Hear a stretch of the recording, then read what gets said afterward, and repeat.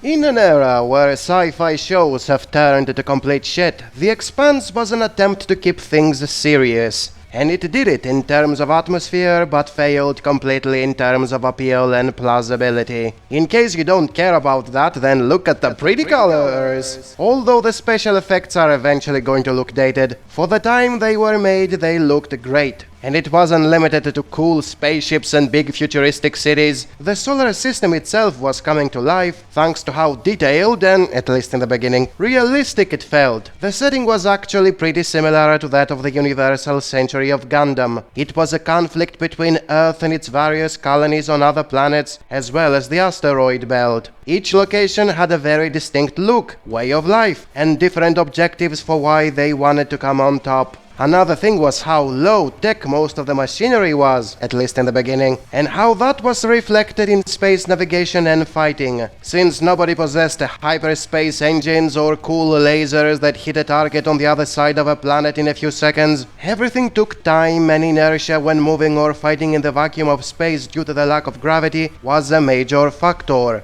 It made everything sluggish, but also tactical. Coupled with the political thriller amongst the factions, and a mystery concerning people disappearing and secret experiments on alien technology, you had one of the greatest hooks in a sci-fi series in a long time. Too bad this was counteracted by some very big negatives, whether it was intentional for making it seem like nobody was a special chosen one in this pragmatic setting, or the actors never had any actual charisma. Very few characters stood out for anything they were doing. Even the major ones were like everyday nobodies, which it had the effect of not caring about any of them. It's one thing to make them super special as some people whom you don't want to see getting hurt because they are that cool, and it's a whole other when everybody feels like background characters who are occasionally doing something that moves the plot forward. Most casual viewers can't stay engaged if they don't like the main characters, so having a show with such average-looking people is a very hard sell. As if that wasn't enough, the main conflict eventually switches from a war amongst the various factions to whatever the alien technology some experimented on felt like doing at the moment.